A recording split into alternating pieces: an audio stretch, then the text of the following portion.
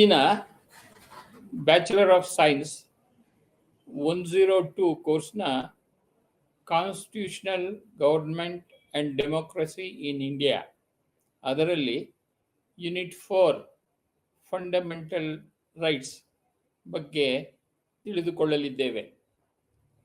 ಇದರಲ್ಲಿ structure, objectives, introduction, historical background, the Commonwealth of India Bill 1925, the Nehru Report 1928, the Sapru Report 1945, the Subcommittee on Fundamental Rights, salient features of the fundamental rights, the 6 fundamental rights, right to equality, right to freedom, right against exploitation, right to freedom of religion, cultural and educational rights, right to constitutional remedies, the basic structure doctrine, reasonable restrictions on fundamental rights, and summary. ಕನ್ನಡಕ್ಕೆ ತರ್ಜುಮೆ ಮಾಡಿದಾಗ ಘಟಕ 4 ಮೂಲಭೂತ ಹಕ್ಕುಗಳು, ರಚನೆ, ಉದ್ದೇಶಗಳು, ಪರಿಚಯ, ಐತಿಹಾಸಿಕ ಹಿನ್ನೆಲೆ, Commonwealth of India bill 1925, Nehru ವರದಿ 1928, ಸಪ್ರು ವರದಿ 1945, ಮೂಲಭೂತ ಹಕ್ಕುಗಳ ಉಪಸಮಿತಿ, ಮೂಲಭೂತ ಹಕ್ಕುಗಳ ಪ್ರಮುಖ ಲಕ್ಷಣಗಳು ಹಾಗೂ 6 ಮೂಲಭೂತ ಹಕ್ಕುಗಳು, ಸಮಾನತೆಯ ಹಕ್ಕು, ಸ್ವಾತಂತ್ರ್ಯದ ಹಕ್ಕು, ಶೋಷಣೆ ವಿರುದ್ಧ ಹಕ್ಕು, ಧರ್ಮದ ಸ್ವಾತಂತ್ರ್ಯದ ಹಕ್ಕು, ಸಾಂಸ್ಕೃತಿಕ ಮತ್ತು ಶೈಕ್ಷಣಿಕ ಹಕ್ಕುಗಳು, ಸಂವಿಧಾನಾತ್ಮಕ ಪರಿಹಾರಗಳ ಹಕ್ಕು, ಮೂಲ ರಚನೆಯ ಸಿದ್ಧಾಂತ, ಮೂಲಭೂತ ಹಕ್ಕುಗಳ ಮೇಲೆ ಸಮಂಜಸವಾದ ನಿರ್ಬಂಧಗಳು ಹಾಗೂ ಇವೆಲ್ಲದರ ಸಾರಾಂಶ.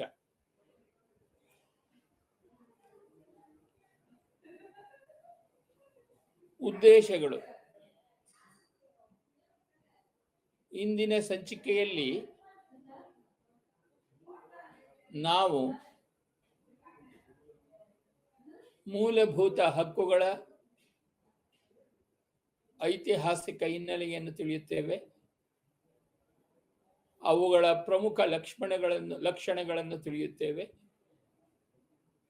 6 ಪ್ರಮುಖ ಮೂಲಭೂತ ಹಕ್ಕುಗಳು ಮತ್ತು ಮೂಲಭೂತ ಹಕ್ಕುಗಳ ಮೇಲಿನ ಸಮಂಜಸವಾದ ನಿರ್ಬಂಧಗಳು ಯಾವ್ಯಾವು ಎಂಬುದನ್ನು ನಾವು ಇಂದು ಕಲಿಯುತ್ತಿದ್ದೇವೆ.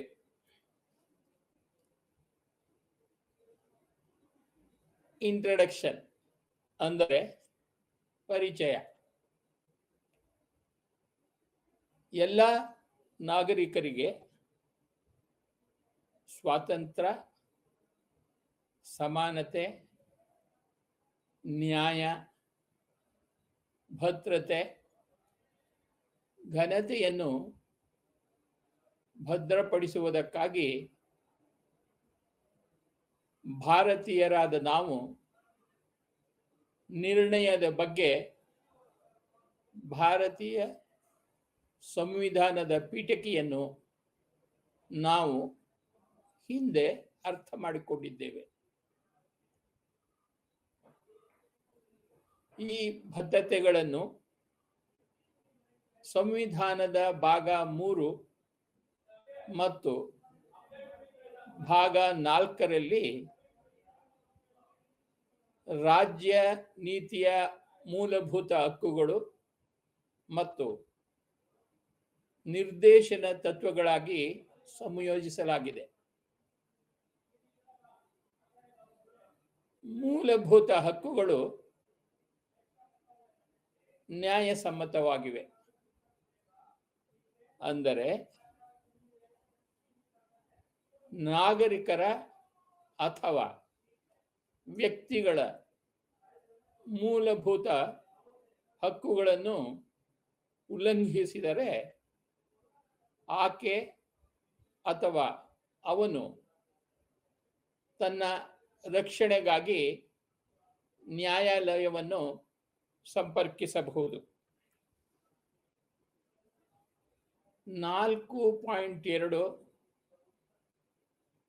ಐತಿಹಾಸಿಕ ಹಿನ್ನೆಲೆ. 19ನೇ ಶತಮಾನದಿಂದ ವಿಕಸನಗೊಂಡ ಭಾರತೀಯ ಸಂವಿಧಾನದಲ್ಲಿ ಹಕ್ಕುಗಳ ಕಲ್ಪನೆಯನ್ನು ಮೂಲಭೂತ ಹಕ್ಕುಗಳು ಎಂದು ಕರೆಯಲಾಗುತ್ತದೆ. 1885ರಲ್ಲಿ ಭಾರತೀಯ ರಾಷ್ಟ್ರೀಯ ಕಾಂಗ್ರೆಸ್ ರಚನೆಯಲ್ಲಿ ಮೂಲಭೂತ ಹಕ್ಕುಗಳು ಅಂತರ್ಗತವಾಗಿವೆ ಎಂದು ಗ್ರಾನ್ವಿಲೆ ಆಸ್ಟಿನ್ ಅಭಿಪ್ರಾಯಪಟ್ಟಿದ್ದಾರೆ. ಅಲ್ಲಿ ಬ್ರಿಟಿಷರು ಭಾರತದಲ್ಲಿ ಮತ್ತು ಇಂಗ್ಲೆಂಡ್ನಲ್ಲಿ ಅನುಭವಿಸಿದ ಅದೇ ಹಕ್ಕುಗಳು ಮತ್ತು ಸವಲತ್ತುಗಳನ್ನು ಭಾರತೀಯರು ಬಯಸಿದ್ದರು. ಭಾರತದ ಸಂವಿಧಾನದ ಮಸೂದೆ 1895ರಲ್ಲಿ ಕೆಲವು ಹಕ್ಕುಗಳನ್ನು ಭಾರತೀಯರಿಗೆ ವಾಕ್ ಸ್ವಾತಂತ್ರ್ಯ, ಸಮರ್ಥ ಅಧಿಕಾರದಿಂದ ಮಾತ್ರ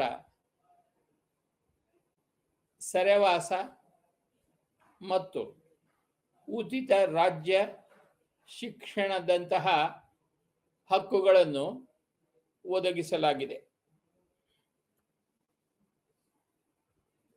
ನಂತರ ಭಾರತೀಯರಿಗೆ ಹಕ್ಕುಗಳನ್ನು ನೀಡುವಂತೆ ಬ್ರಿಟಿಷ್ ಸರ್ಕಾರವನ್ನು ಕೇಳಿಕೊಳ್ಳಲಾಯಿತು. ಈ ಬೇಡಿಕೆಗಳನ್ನು 1917 ಮತ್ತು 1919ರ ನಡುವಿನ ಭಾರತೀಯ ರಾಷ್ಟ್ರೀಯ ಕಾಂಗ್ರೆಸ್ ನಿರ್ಣಯಗಳಲ್ಲಿ ಹಲವಾರು ಮಸೂದೆಗಳು ಮತ್ತು ಸಮಿತಿಯ ವರದಿಗಳಲ್ಲಿ ಮಾಡಲಾಗಿತ್ತು. Common wealth of India bill 1925 any Besant, Nehru ವರದಿ 1928 ಹಾಗೂ 1945ರ ಸಪ್ರು ವರದಿ ಮತ್ತು ಸಂವಿಧಾನದ ಉಪಸಮಿತಿ ಮೂಲಭೂತ ಹಕ್ಕುಗಳ ಸಭೆಯು ಜನರ ಹಕ್ಕುಗಳನ್ನು ಹೊಂದಿತ್ತು. 4.2.1 common wealth of India bill 1925. Common wealth of India bill ಭಾರತೀಯರಿಗೆ 7 ಮೂಲಭೂತ ಹಕ್ಕುಗಳನ್ನು ಒತ್ತಾಯಿಸಿತು. ಈ ಹಕ್ಕುಗಳನ್ನು ಅವು ಒಳಗೊಂಡಿದೆ. ಅವುಗಳೆಂದರೆ ವೈಯಕ್ತಿಕ ಸ್ವಾತಂತ್ರ್ಯ, ಆತ್ಮಸಾಕ್ಷಿಯ ಸ್ವಾತಂತ್ರ್ಯ, ಅಭಿಪ್ರಾಯದ ಮುಕ್ತ ಅಭಿವ್ಯಕ್ತಿ, ಮುಕ್ತ ಸಭೆ ಮತ್ತು ಕಾನೂನಿನ ಮುಂದೆ ಸಮಾನತೆ ಹಾಗೂ ಮಸೂದೆಯು ಉಚಿತ ಪ್ರಾಥಮಿಕ ಶಿಕ್ಷಣ, ರಸ್ತೆಗಳನ್ನು ಬಳಸುವ ಸಮಾನ ಹಕ್ಕು, ನ್ಯಾಯಾಲಯ ಮತ್ತು ಸಾರ್ವಜನಿಕರಿಗೆ ಮೀಸಲಾದ ಎಲ್ಲ ವ್ಯಾಪಾರ ಅಥವಾ ರೆಸಾರ್ಟ್ಗಳ ಹಕ್ಕನ್ನು ಹೊಂದಿದೆ. 4.2.2 ದ ನೆಹರು ರಿಪೋರ್ಟ್ 1928. ಕಾಮನ್ವೆಲ್ತ್ ಬಿಲ್ನ ಮುದ್ರಣವನ್ನು ಸೈಮನ್ನ ಭೇಟಿಯ ನಂತರ ಮಾಡಲಾಯಿತು. 1927ರಲ್ಲಿ ಆಯೋಗವು ಭಾರತದಲ್ಲಿ ಸಾಂವಿಧಾನಿಕ ಸುಧಾರಣೆಗಳನ್ನು ಪರಿಚಯಿಸುವ ಸಾಧ್ಯತೆಯನ್ನು ಅಧ್ಯಯನ ಮಾಡುವ ಗುರಿಯನ್ನು ಹೊಂದಿತ್ತು.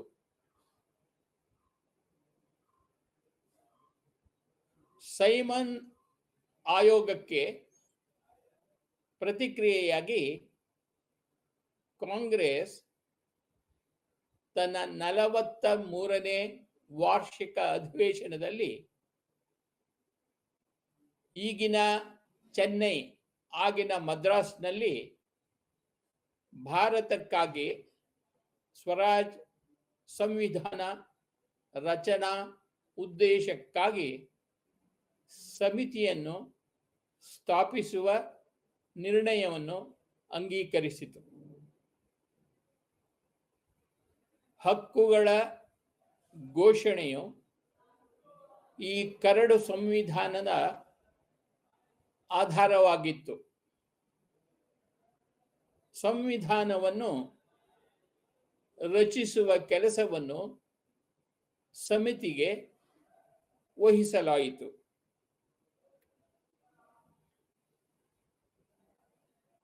ಈ ಸಮಿತಿಯು ಅದರ ಅಧ್ಯಕ್ಷರಾದ ಮೋತಿಲಾಲ್ ನೆಹರು, ನಂತರ ನೆಹರು ಸಮಿತಿ ಎಂದು ಕರೆಯಲ್ಪಟ್ಟಿತು. ನೆಹರು ವರದಿಯು ವಸಾಹತುಶಾಹಿ ಸರ್ಕಾರದಿಂದ ನಿರಾಕರಿಸಲ್ಪಟ್ಟ ಮೂಲಭೂತ ಹಕ್ಕುಗಳನ್ನು ಭದ್ರಪಡಿಸುವ ಅಗತ್ಯವನ್ನು ಒತ್ತಿ ಹೇಳಿತು. ವಾಸ್ತವವಾಗಿ ನೆಹರು ವರದಿಯಲ್ಲಿನ ಮೂಲಭೂತ ಹಕ್ಕುಗಳು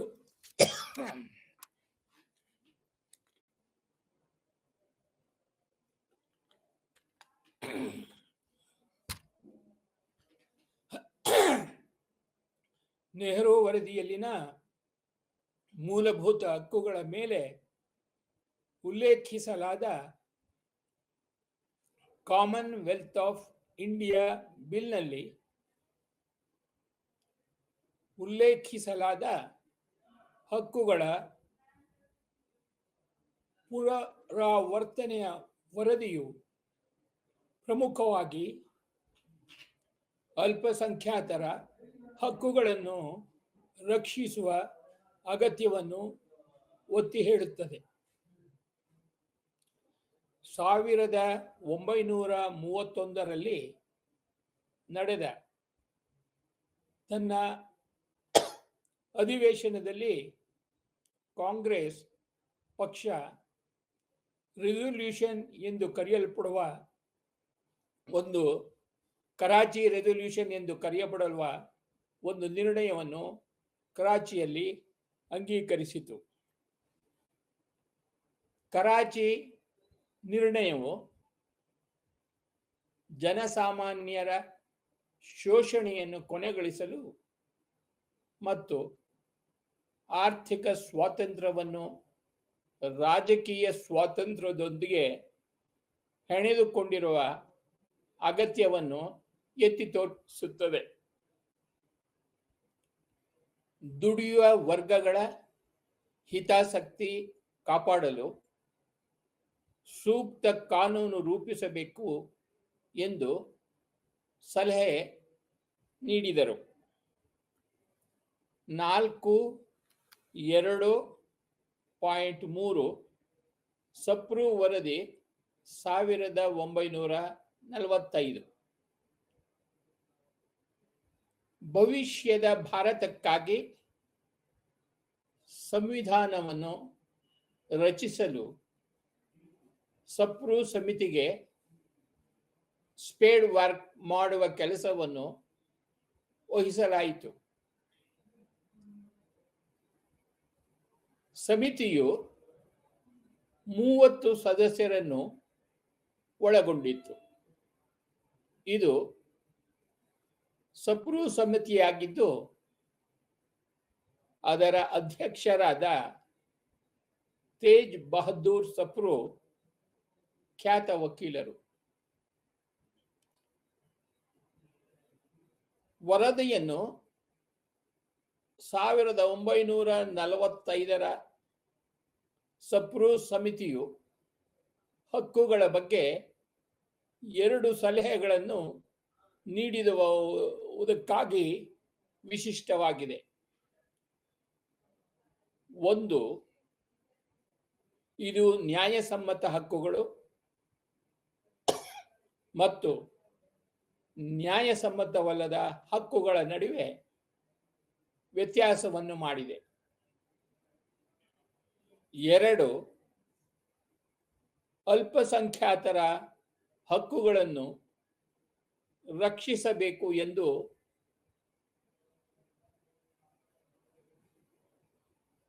ಸಲಹೆ ನೀಡಿ ಅದನ್ನು ಪ್ರಕಟಿಸಲಾಯಿತು.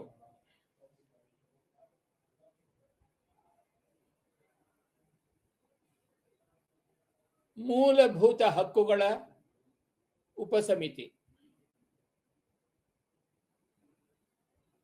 ಸಂವಿಧಾನದಲ್ಲಿ ಸೇರಿಸಲು ಸಲಹೆಗಳನ್ನು ನೀಡಲು ಸಂವಿಧಾನ ಸಭೆಯು ವಿವಿಧ ಸಮಿತಿಗಳನ್ನು ರಚಿಸಿದೆ. ಅಂತಹ ಒಂದು ಸಮಿತಿಯು ಮೂಲಭೂತ ಹಕ್ಕುಗಳು, ಅಲ್ಪಸಂಖ್ಯಾತರ ಹಕ್ಕುಗಳು ಮತ್ತು ಬುಡಕಟ್ಟು ಮತ್ತು ಹೊರಗಿಡಲಾದ ಪ್ರದೇಶಗಳ ಬಗ್ಗೆ ಸಲಹೆಗಳನ್ನು ನೀಡುವುದು. ಇದರ ನೇತೃತ್ವವನ್ನು ಸರ್ದಾರ್ ವಲ್ಲಭಭಾಯಿ ಪಟೇಲ್ ವಹಿಸಿದ್ದರು. ಈ ಸಮಿತಿಯನ್ನು ಉಪಸಮಿತಿಗಳಾಗಿ ವಿಂಗಡಿಸಲಾಗಿದೆ. ಅಂತಹ ಒಂದು ಉಪಸಮಿತಿ ಮೂಲಭೂತ ಹಕ್ಕುಗಳ ಮೇಲೂ ಇತ್ತು. ಮೂಲಭೂತ ಹಕ್ಕುಗಳ ಉಪಸಮಿತಿ ಅಥವಾ ಹಕ್ಕುಗಳ ಉಪಸಮಿತಿಯು ತಿಳಿದಿರುವಂತೆ ಜೆ.ಬಿ. ಕೃಪಲಾನಿ ಅವರು ನೇತೃತ್ವ ವಹಿಸಿದ್ದರು. ಈ ಸಮಿತಿಯು ಮಹಿಳೆಯರನ್ನು ಒಳಗೊಂಡಂತೆ ಸಮಾಜದ ವಿವಿಧ ವರ್ಗಗಳ ಪ್ರಾತಿನಿಧ್ಯವನ್ನು ಹೊಂದಿತ್ತು. ಅಮೃತ್ ಕೌರ್ ಮತ್ತು ಹನ್ಸಾ ಮೆಹ್ತಾ ಹಕ್ಕು ಉಪಸಮಿತಿ ತೆಗೆದುಕೊಂಡ ಮಹತ್ವದ ನಿರ್ಧಾರ ಮೂಲಭೂತ ಹಕ್ಕುಗಳನ್ನು ನ್ಯಾಯಸಮ್ಮತ ಹಕ್ಕು ಎಂದು ಸೇರಿಸುವುದಾಗಿ ಒಪ್ಪಿಕೊಂಡರು. ಹಕ್ಕುಗಳ ಉಪಸಮಿತಿಯ ಸಲಹೆಗಳನ್ನು ಸಂವಿಧಾನದ ಸಭೆಯಲ್ಲಿ ಚರ್ಚಿಸಿದ ನಂತರ ಸಂವಿಧಾನದ ಭಾಗ 3ರಲ್ಲಿ ಮೂಲಭೂತ ಹಕ್ಕುಗಳಾಗಿ ಸಂಯೋಜಿಸಲಾಗಿದೆ. Salient features of fundamental rights. ಮೂಲಭೂತ ಹಕ್ಕುಗಳ ಪ್ರಮುಖ ಲಕ್ಷಣಗಳು. ಕಾನೂನಿನ ಮುಂದೆ ಎಲ್ಲರೂ ಸಮಾನರು. ಇದರ ಅರ್ಥ ಎಲ್ಲ ನಾಗರಿಕರು ಕಾನೂನಿನ ಅಡಿಯಲ್ಲಿ ಸಮಾನರು. ಅವರು ಧರ್ಮ, ಸಭೆ, ಸಂಘ ಮತ್ತು ಚಳುವಳಿಯ ಸ್ವಾತಂತ್ರ್ಯಕ್ಕೆ ಸಮಾನ ಹಕ್ಕನ್ನು ಹೊಂದಿರುತ್ತಾರೆ. ಕಾನೂನಿಗೆ ಅನುಸಾರವಾಗಿ ಹೊರತುಪಡಿಸಿ ಯಾವುದೇ ವ್ಯಕ್ತಿ ತನ್ನ ಜೀವ, ಸ್ವಾತಂತ್ರ್ಯ ಅಥವಾ ಆಸ್ತಿಯನ್ನು ಕಸಿದುಕೊಳ್ಳಬಾರದು.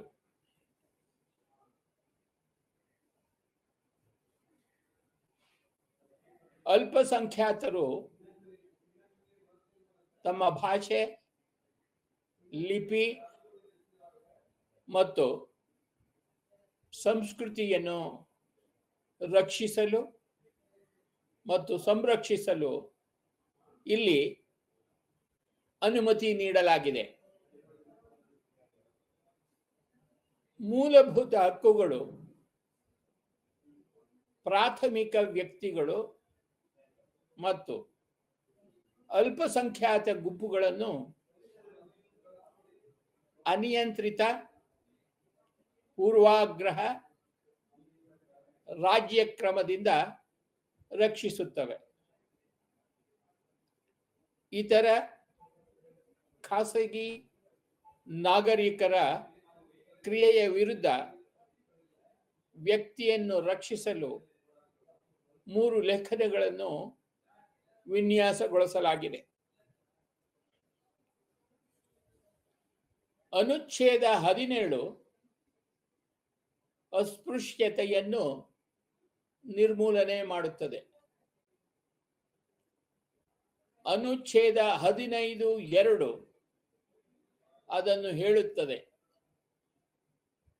ಯಾವುದೇ ನಾಗರಿಕನು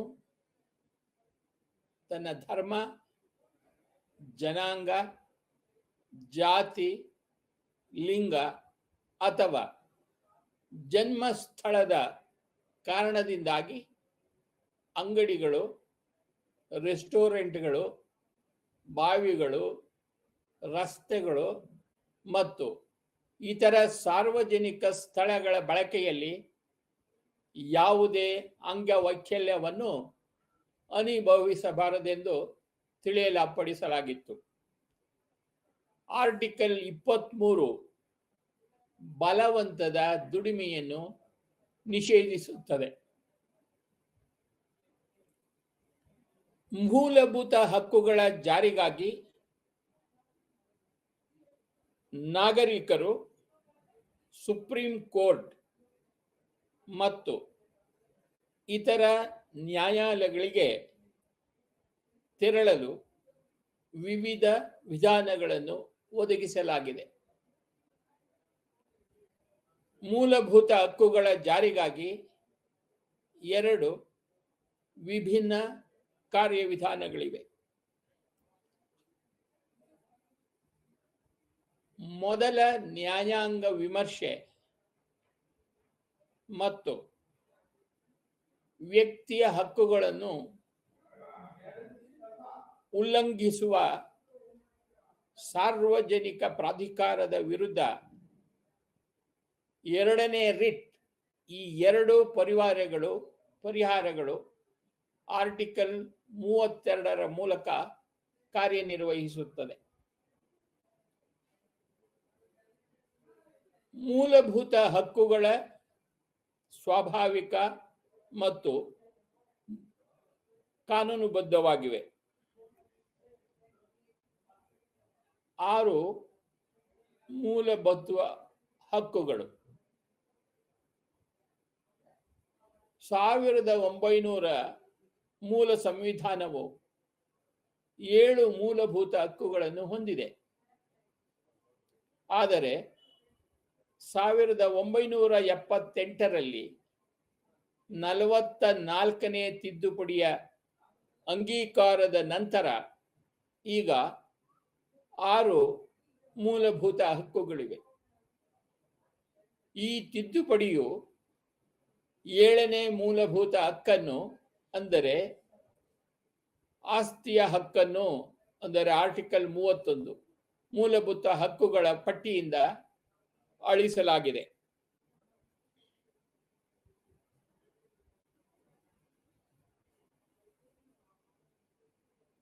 ರೈಟ್ ಟು ಈಕ್ವಾಲಿಟಿ, ಅಂದರೆ ಸಮಾನತೆಯ ಹಕ್ಕು, 14ರಿಂದ 18ನೇ ವಿಧಿಗಳು ಸಮಾನತೆಯ ಹಕ್ಕಿನ ವಿವಿಧ ಅಂಶಗಳೊಂದಿಗೆ ವ್ಯವಹರಿಸುತ್ತದೆ. 14ನೇ ವಿಧಿಯು ಯಾವುದೇ ವ್ಯಕ್ತಿಗೆ ಕಾನೂನಿನ ಮುಂದೆ ಸಮಾನತೆ ಮತ್ತು ಭಾರತದ ಪ್ರದೇಶದೊಳಗೆ ಕಾನೂನಿನ ಸಮಾನ ರಕ್ಷಣೆಯನ್ನು ನಿರಾಕರಿಸುವಂತಿಲ್ಲ ಎಂದು ಹೇಳುತ್ತದೆ. ಹೀಗಾಗಿ ಇದು ಧರ್ಮ, ಜನಾಂಗ, ಜಾತಿ, ಲಿಂಗ ಅಥವಾ ಜನ್ಮಸ್ಥಳದ ಆಧಾರದ ಮೇಲೆ ತಾರತಮ್ಯ ಮಾಡದೆ ಪ್ರತಿಯೊಬ್ಬ ವ್ಯಕ್ತಿಗೂ ಕಾನೂನಿನ ಮುಂದೆ ಸಮಾನತೆಯನ್ನು ಒದಗಿಸುತ್ತದೆ. ಲೇಖನಗಳು 15, 16, 17 ಮತ್ತು 18 ಸಾಮಾಜಿಕ ಆರ್ಥಿಕಕ್ಕೆ ಸಂಬಂಧಿಸಿದೆ. 15ನೇ ವಿಧಿಯು ಧರ್ಮ, ಜನಾಂಗ, ಜಾತಿ, ಲಿಂಗ, ಜನ್ಮಸ್ಥಳ ಅಥವಾ ಅವುಗಳಲ್ಲಿ ಯಾವುದಾದರೂ ಆಧಾರದ ಮೇಲೆ ಯಾವುದೇ ವ್ಯಕ್ತಿಯ ವಿರುದ್ಧ ತಾರತಮ್ಯ ಮಾಡುವುದನ್ನು ರಾಜ್ಯ ನಿಷೇಧಿಸುತ್ತದೆ. ಆದಾಗ್ಯೂ ರಾಜ್ಯವು ಮಹಿಳೆಯರು, ಮಕ್ಕಳು, ಸಾಮಾಜಿಕವಾಗಿ ಮತ್ತು ಶೈಕ್ಷಣಿಕವಾಗಿ ಹಿಂದುಳಿದ ವರ್ಗಗಳು ಮತ್ತು ಎಸ್ಸಿ ಹಾಗೂ ಎಸ್ಟಿಗಳ ಕಲ್ಯಾಣಕ್ಕಾಗಿ ರಕ್ಷಣಾತ್ಮಕ ತಾರತಮ್ಯದ ವಿಶೇಷ ನೀತಿಗಳನ್ನು ಮಾಡಬಹುದೆಂದು ನಿರ್ಧರಿಸಿದ್ದಾರೆ. ಇದು ಕೂಡ ಅಂಗಡಿಗಳು, ಸಾರ್ವಜನಿಕ ರೆಸ್ಟೋರೆಂಟ್ಗಳು, ಹೋಟೆಲ್ಗಳು ಮತ್ತು ಸಾರ್ವಜನಿಕ ಮನರಂಜನಾ ಸ್ಥಳಗಳು ಅಥವಾ ಬಾವಿಗಳು, ಟ್ಯಾಂಕ್ಗಳು, ಸ್ನಾನದ ಘಾಟ್ಗಳು, ರಸ್ತೆಗಳು ಮತ್ತು ಸಾರ್ವಜನಿಕ ರೆಸ್ಟೋರೆಂಟ್ಗಳ ಸ್ಥಳಗಳನ್ನು ಸಂಪೂರ್ಣವಾಗಿ ಅಥವಾ ಭಾಗಶಃ ರಾಜ್ಯದ ನಿಧಿಯಿಂದ ನಿರ್ವಹಿಸುವ ಪ್ರವೇಶದಿಂದ ಯಾವುದೇ ವ್ಯಕ್ತಿಗೆ ನಿರ್ಬಂಧದ ವಿಷಯದಲ್ಲಿ ತಾರತಮ್ಯ ಇರುವುದನ್ನು ನಿಷೇಧಿಸುತ್ತದೆ. ಸಾಮಾನ್ಯ ಜನರ ಬಳಕೆಗೆ ಅವೆಲ್ಲವೂ ಸಮರ್ಪಿತವಾಗಿವೆ. ಆರ್ಟಿಕಲ್ 16 ಸಾರ್ವಜನಿಕ ಉದ್ಯೋಗದಲ್ಲಿ ಎಲ್ಲ ನಾಗರಿಕರಿಗೆ ಸಮಾನ ಅವಕಾಶವನ್ನು ಖಾತರಿಪಡಿಸುತ್ತದೆ ಮತ್ತು ಧರ್ಮ, ಜನಾಂಗ, ಜಾತಿಯ ಆಧಾರದ ಮೇಲೆ ರಾಜ್ಯದ ಅಡಿಯಲ್ಲಿ ಉದ್ಯೋಗ ಅಥವಾ ಕಚೇರಿಗೆ ಸಂಬಂಧಿಸಿದಂತೆ ನಾಗರಿಕರ ಅನರ್ಹತೆ ಮತ್ತು ತಾರತಮ್ಯವನ್ನು ನಿಷೇಧಿಸುತ್ತದೆ. ಅವರೋಹಣ, ಹುಟ್ಟಿದ ಸ್ಥಳ, ನಿವಾಸ ಅಥವಾ ಅವುಗಳಲ್ಲಿ ಯಾವುದಾದರೂ ಆರ್ಟಿಕಲ್ 17 ಅಸ್ಪೃಶ್ಯತೆಯನ್ನು ನಿರ್ಮೂಲನೆ ಮಾಡುತ್ತದೆ ಮತ್ತು ಯಾವುದೇ ರೂಪದಲ್ಲಿ ಅದರ ಆಚರಣೆಯನ್ನು ನಿಷೇಧಿಸುತ್ತದೆ. ಅಸ್ಪೃಶ್ಯತೆಯಿಂದ ಉಂಟಾಗುವ ಯಾವುದೇ ಅಂಗವೈಕಲ್ಯವನ್ನು ಜಾರಿಗೊಳಿಸುವುದು ಕಾನೂನಿನಿಂದ ಶಿಕ್ಷಾರ್ಹವಾಗಿದೆ. ಆರ್ಟಿಕಲ್ 18 ಪ್ರಕಾರ ಮಿಲಿಟರಿ ಮತ್ತು ಶೈಕ್ಷಣಿಕ ವ್ಯತ್ಯಾಸವನ್ನು ಹೊರತುಪಡಿಸಿ ಯಾವುದೇ ಶೀರ್ಷಿಕೆಯನ್ನು ರಾಜ್ಯದಿಂದ ನೀಡಲಾಗುವುದಿಲ್ಲ. ಭಾರತದ ಯಾವುದೇ ಪ್ರಜೆಯು ವಿದೇಶಿ ರಾಜ್ಯದಿಂದ ಯಾವುದೇ ಶೀರ್ಷಿಕೆಯನ್ನು ಸ್ವೀಕರಿಸುವುದಿಲ್ಲ. ರಾಜ್ಯದ ಅಡಿಯಲ್ಲಿ ಲಾಭ ಮತ್ತು ಟ್ರಸ್ಟ್ನ ಕಚೇರಿಯನ್ನು ಹೊಂದಿರುವ ಯಾವುದೇ ವ್ಯಕ್ತಿಯು ವಿದೇಶಿ ರಾಜ್ಯದಿಂದ ಅಥವಾ ಅಡಿಯಲ್ಲಿ ಯಾವುದೇ ರೀತಿಯ ಉಡುಗೊರೆ ಅಥವಾ ಪರಿಹಾರ ಅಥವಾ ಕಚೇರಿಯನ್ನು ಸ್ವೀಕರಿಸುವ ಹಾಗಿಲ್ಲ. ರೈಟ್ ಟು ಫ್ರೀಡಮ್ ಅಂದರೆ ಸ್ವಾತಂತ್ರ್ಯದ ಹಕ್ಕು 19ರಿಂದ 22ನೇ ವಿಧಿಗಳಲ್ಲಿ ಸ್ವಾತಂತ್ರ್ಯದ ಹಕ್ಕನ್ನು ನೀಡಲಾಗಿದೆ. ಸ್ವಾತಂತ್ರ್ಯದ ಹಕ್ಕು ಸಂಪೂರ್ಣ ಹಕ್ಕಲ್ಲ. ಇದು ಕಾನೂನಿನಿಂದ ವಿಧಿಸಬಹುದಾದ ಸಮಂಜಸವಾದ ನಿರ್ಬಂಧಗಳಿಗೆ ಒಳಪಟ್ಟಿರುತ್ತದೆ. ಆರ್ಟಿಕಲ್ 19 ಕೆಳಗಿನ ಹಕ್ಕುಗಳನ್ನು ಖಾತರಿಪಡಿಸುತ್ತದೆ.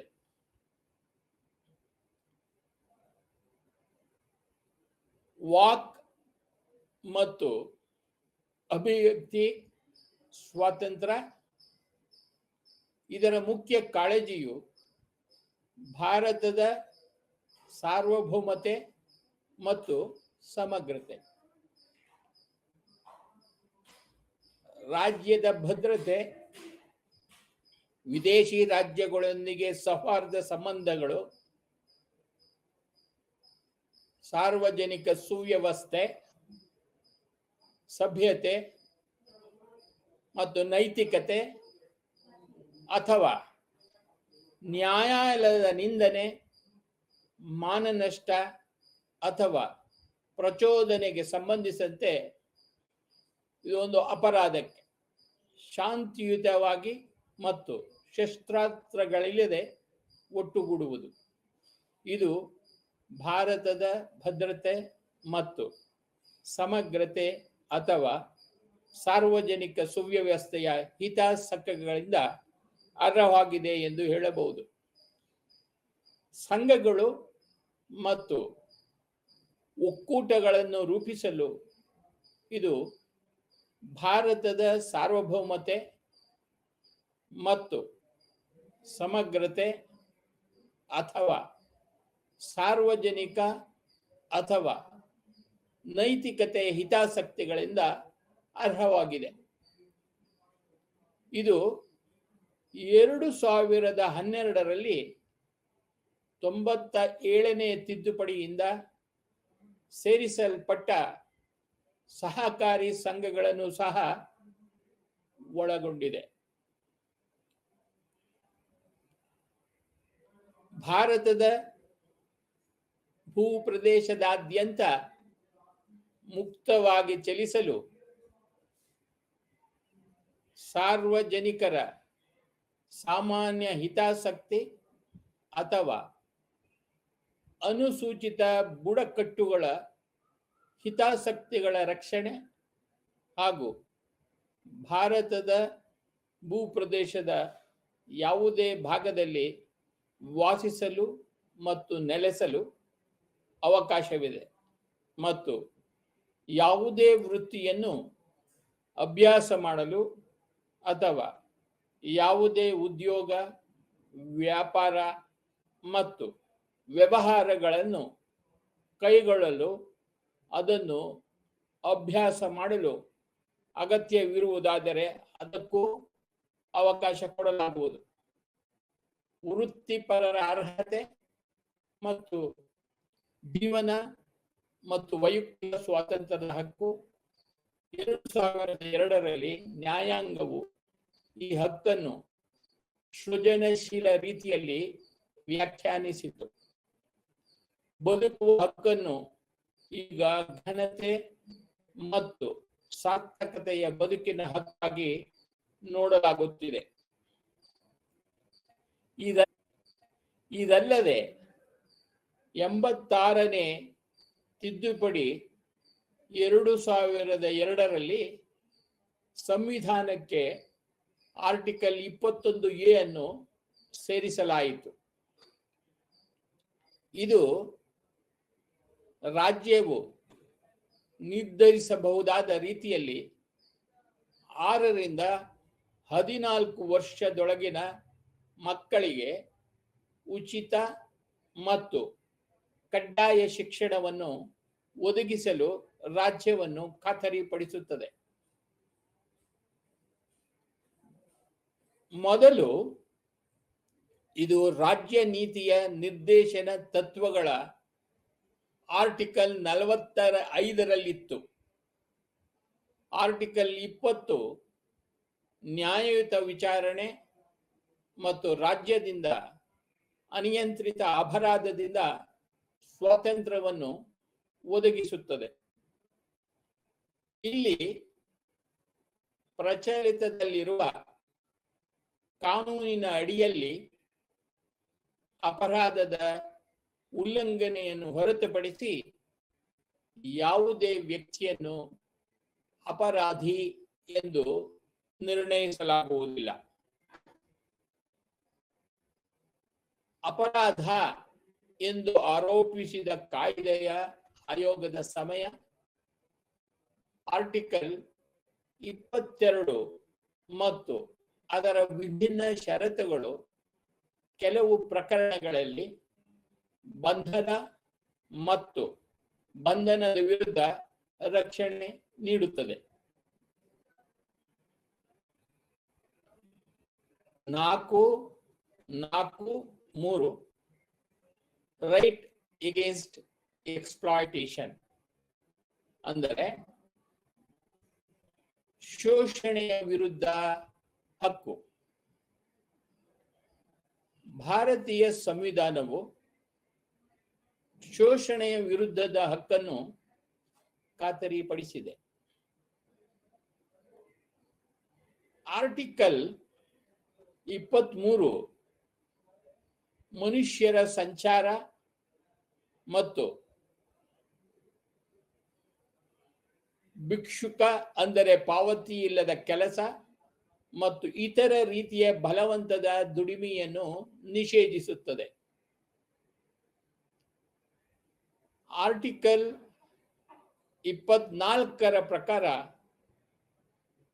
14 ವರ್ಷಕ್ಕಿಂತ ಕಡಿಮೆ ವಯಸ್ಸಿನ ಯಾವುದೇ ಮಗುವನ್ನು ಕಾರ್ಖಾನೆ, ಗಣಿ ಅಥವಾ ಅಪಾಯಕಾರಿ ಉದ್ಯೋಗಗಳಲ್ಲಿ ಕೆಲಸ ಮಾಡಿಸಬಾರದು ಎಂದು ರಕ್ಷಣೆ ನೀಡುತ್ತದೆ. 444 right to freedom of religion ಅಂದರೆ ಧರ್ಮದ ಸ್ವಾತಂತ್ರ್ಯದ ಹಕ್ಕು. 25ನೇ ವಿಧಿಯು ಎಲ್ಲ ವ್ಯಕ್ತಿಗಳಿಗೆ ಆತ್ಮಸಾಕ್ಷಿಯ ಸ್ವಾತಂತ್ರ್ಯ ಮತ್ತು ಮುಕ್ತವಾಗಿ ಧರ್ಮವನ್ನು ಪ್ರತಿಪಾದಿಸುವ, ಅಭ್ಯಾಸ ಮಾಡುವ ಮತ್ತು ಪ್ರಚಾರ ಮಾಡುವ ಹಕ್ಕನ್ನು ಸಮಾನವಾಗಿ ನೀಡುತ್ತದೆ. ಆದರೆ ಸ್ವಾತಂತ್ರ್ಯಗಳ ಸಾರ್ವಜನಿಕ ಸುವ್ಯವಸ್ಥೆ, ನೈತಿಕತೆ ಮತ್ತು ಆರೋಗ್ಯ ಮತ್ತು ಸಂವಿಧಾನದ ಭಾಗ 3ರ ಇತರ ನಿಬಂಧನೆಗಳಿಗೆ ಇವೆಲ್ಲವೂ ಒಳಪಟ್ಟಿರುತ್ತವೆ. ಮೂಲಭೂತ ಹಕ್ಕುಗಳು ಈ ಲೇಖನದಲ್ಲಿ ಯಾವುದೂ ಅಸ್ತಿತ್ವದಲ್ಲಿರುವ ಯಾವುದೇ ಕಾನೂನಿನ ಕಾರ್ಯಾಚರಣೆಯ ಮೇಲೆ ಪರಿಣಾಮ ಬೀರುವುದಿಲ್ಲ ಅಥವಾ ರಾಜ್ಯವು ಕಾನೂನನ್ನು ಮಾಡುವುದನ್ನು ತಡೆಯಲಾಗುವುದಿಲ್ಲ.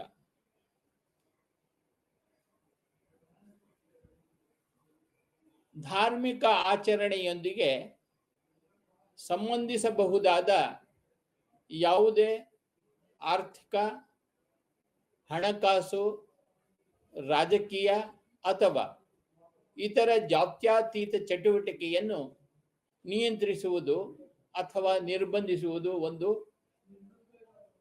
ನಿರ್ಣಯವಾಗಿದೆ. ಸಮಾಜ ಕಲ್ಯಾಣ ಮತ್ತು ಸುಧಾರಣೆಯನ್ನು ಒದಗಿಸುವುದು ಅಥವಾ ಹಿಂದೂಗಳ ಎಲ್ಲ ವರ್ಗಗಳು ಮತ್ತು ವಿಭಾಗಗಳಿಗೆ ಸಾರ್ವಜನಿಕ ಸ್ವರೂಪದ ಹಿಂದೂ ಧಾರ್ಮಿಕ ಸಂಸ್ಥೆಗಳನ್ನು ಬೆಳೆಸುವುದು. ಆತ್ಮಸಾಕ್ಷಿಯ ಸ್ವಾತಂತ್ರ್ಯವನ್ನು 2 ಲೇಖನಗಳಿಂದ ಬಲಪಡಿಸಲಾಗಿದೆ. ಅಂದರೆ ಲೇಖನಗಳು 27 ಮತ್ತು 28 ಯಾವುದೇ ವ್ಯಕ್ತಿಯನ್ನು ಯಾವುದೇ ತೆರಿಗೆಗಳನ್ನು ಪಾವತಿಸಲು ಬಲವಂತಪಡಿಸಬಾರದು ಎಂದು ಅನುಚ್ಛೇದ 27 ಒದಗಿಸುತ್ತದೆ. ಅದರ ಆದಾಯವನ್ನು ನಿರ್ದಿಷ್ಟವಾಗಿ ಯಾವುದೇ ನಿರ್ದಿಷ್ಟ ಧರ್ಮದ ಪ್ರಕಾರ ಅಥವಾ ನಿರ್ವಹಣೆಗಾಗಿ ವೆಚ್ಚಗಳ ಪಾವತಿಯಲ್ಲಿ ವಿನಿಯೋಗಿಸಲಾಗುತ್ತದೆ. ಧಾರ್ಮಿಕ ಪ್ರಾಬಲ್ಯ ಆರ್ಟಿಕಲ್ 28 ಯಾವುದೇ ಶಿಕ್ಷಣ ಸಂಸ್ಥೆಯಲ್ಲಿ ಧಾರ್ಮಿಕ ಸೂಚನೆಗಳನ್ನು ಸಂಪೂರ್ಣವಾಗಿ ನಿಷೇಧಿಸುತ್ತದೆ.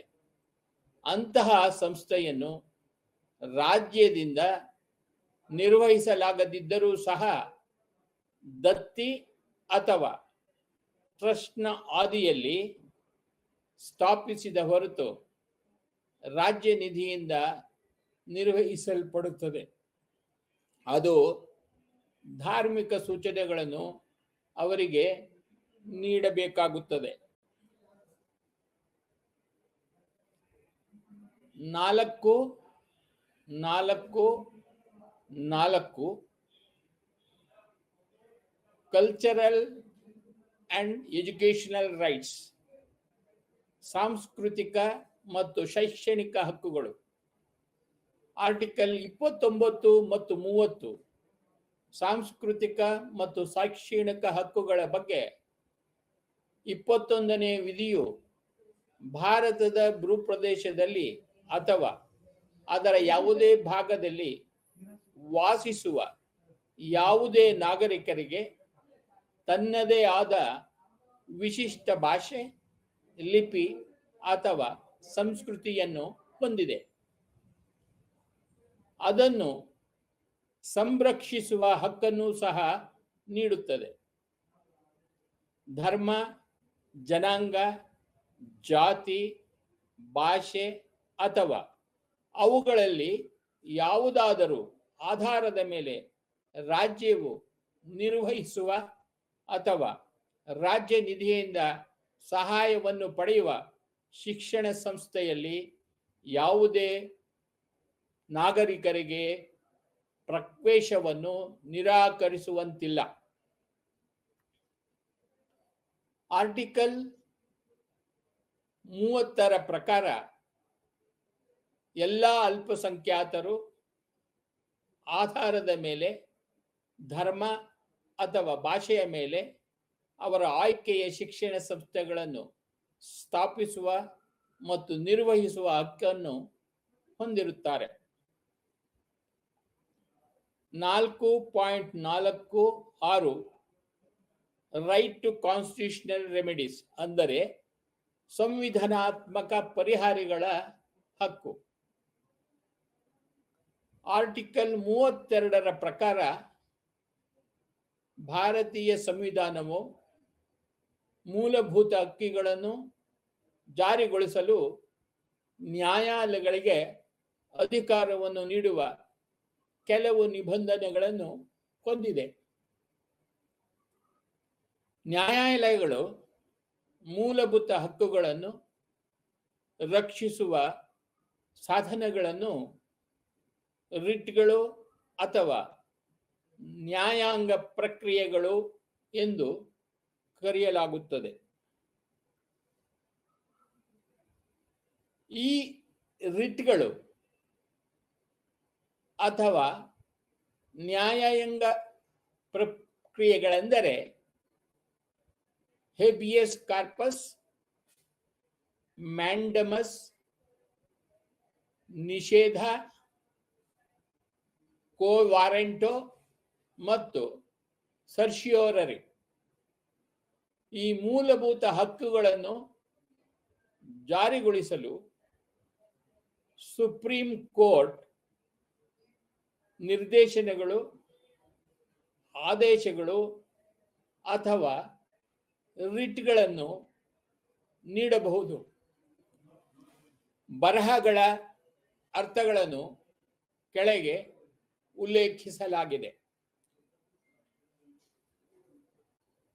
ಈ ರಿಟ್ಗಳು ಅಥವಾ ನ್ಯಾಯಾಂಗ ಪ್ರಕ್ರಿಯೆಗಳೆಂದರೆ ಹೇಬಿಯಸ್ ಕಾರ್ಪಸ್, ಮ್ಯಾಂಡಮಸ್, ನಿಷೇಧ, ಕೋ ವಾರೆಂಟೋ ಮತ್ತು ಸರ್ಶಿಯೋರರಿ.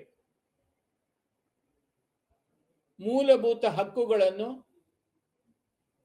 ಜಾರಿಗೊಳಿಸಲು ಸುಪ್ರೀಂ ಕೋರ್ಟ್ ನಿರ್ದೇಶನಗಳು, ಆದೇಶಗಳು ಮತ್ತು ರಿಟ್ಗಳನ್ನು ನೀಡಬಹುದು.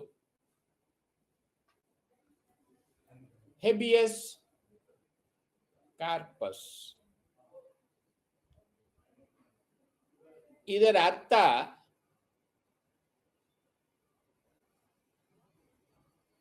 ದೇಹವನ್ನು ಹೊಂದಲು. ಈ ರಿಟ್ ಜೀವನ ಮತ್ತು ವೈಯಕ್ತಿಕ ಸ್ವಾತಂತ್ರ್ಯದ ಹಕ್ಕನ್ನು ರಕ್ಷಿಸುತ್ತದೆ. ಆರ್ಟಿಕಲ್ 21 ಒಬ್ಬ ವ್ಯಕ್ತಿಯನ್ನು ವಿಚಾರಣೆಗಾಗಿ ನ್ಯಾಯಾಲಯಕ್ಕೆ ಹಾಜರುಪಡಿಸಲು ವಿಚಾರಣೆ ಇಲ್ಲದೆ ಬಂಧಿಸಿರುವ ಯಾವುದೇ ಪ್ರಾಧಿಕಾರಕ್ಕೆ ನ್ಯಾಯಾಲಯಗಳು ಇದನ್ನು ನೀಡಬಹುದು. ಕಾನೂನಿನ ಅಧಿಕಾರಕ್ಕೆ ವಿರುದ್ಧವಾಗಿ ಯಾರನ್ನಾದರೂ ಬಂಧಿಸಿದ್ದರೆ ಅದು ಕಾರ್ಯಾಂಗಕ್ಕೆ ಸವಾಲು ಹಾಕಿದಂತಾಗುತ್ತದೆ. ಆ ಕಾನೂನು ಅಸಂವಿಧಾನಿಕವಾಗಿದ್ದರೆ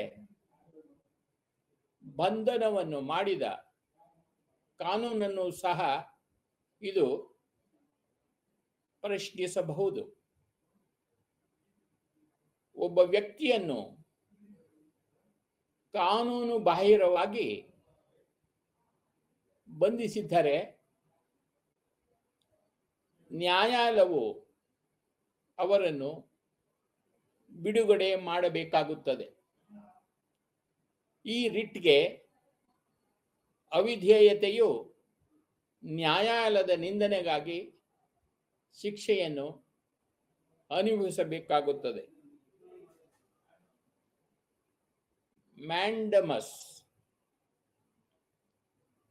ಮ್ಯಾಂಡಮಸ್ ಎಂದರೆ ಆಜ್ಞೆ.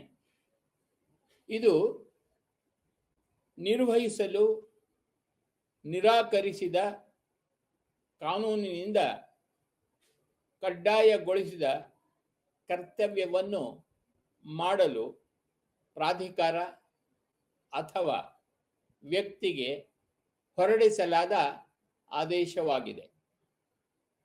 ರಾಷ್ಟ್ರಪತಿ, ರಾಜ್ಯಪಾಲರು, ಹೈಕೋರ್ಟ್ ಅಥವಾ ಸುಪ್ರೀಂ ಕೋರ್ಟ್ ನ್ಯಾಯಾಧೀಶರ ವಿರುದ್ಧ ಈ ಮ್ಯಾಂಡಮಸ್ ಅನ್ನು ನೀಡಲಾಗುವುದಿಲ್ಲ. ಇದು ಖಾಸಗಿ ವ್ಯಕ್ತಿ ಅಥವಾ ಸಂಸ್ಥೆಯ ವಿರುದ್ಧ ನೀಡಲಾಗುವುದಿಲ್ಲ. ಪ್ರೊಹಿಬಿಷನ್ ಅಂದರೆ ನಿಷೇಧ. ಇದು ಉನ್ನತ ನ್ಯಾಯಾಲಯದಿಂದ ಹೊರಡಿಸಲಾದ ರಿಟ್ ಆಗಿದೆ. ಸುಪ್ರೀಂ ಕೋರ್ಟ್ ಅಥವಾ ಉಚ್ಚ ನ್ಯಾಯಾಲಯ ಕೆಳ ನ್ಯಾಯಾಲಯಕ್ಕೆ ನ್ಯಾಯ ವ್ಯಾಪ್ತಿಗೆ ಮೀರಿದ ಪ್ರಕರಣವನ್ನು ವಿಚಾರಣೆಗೆ ಮುಂದುವರಿಸುವುದನ್ನು ಇದು ನಿಷೇಧಿಸುತ್ತದೆ. ಸರ್ಶ್ಯೋರರಿ. ಈ ರಿಟ್ ಮೂಲಕ ಸುಪ್ರೀಂ ಕೋರ್ಟ್ ಮತ್ತು ಹೈಕೋರ್ಟ್ಗಳು ಕೆಳ ನ್ಯಾಯಾಲಯ ಅಥವಾ ಅರೆ ನ್ಯಾಯಾಂಗ ಸಂಸ್ಥೆಯಿಂದ ಹೆಚ್ಚಿನ ಅಧಿಕಾರ ವ್ಯಾಪ್ತಿಯ ಆರೋಪದ ಮೇಲೆ ಪ್ರಕರಣದ ದಾಖಲೆಯನ್ನು ಕೇಳಬಹುದು.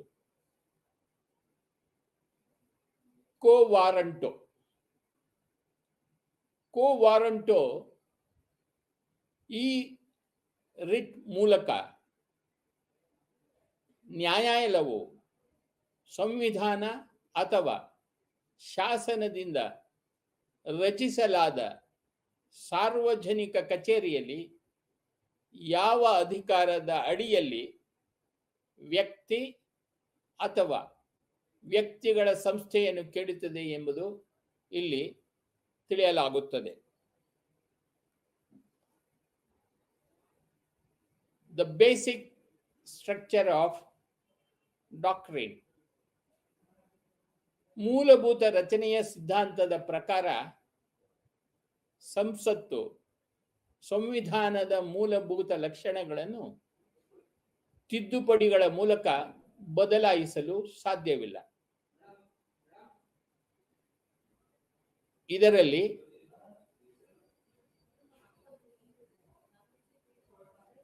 ನ್ಯಾಯಾಂಗ ವಿಮರ್ಶೆ, ಜಾತ್ಯತೀತತೆ ಮತ್ತು ಸಂಸದೀಯ ಪ್ರಜಾಪ್ರಭುತ್ವದ ಜೊತೆಗೆ ಮೂಲಭೂತ ಹಕ್ಕುಗಳು ಸೇರಿವೆ.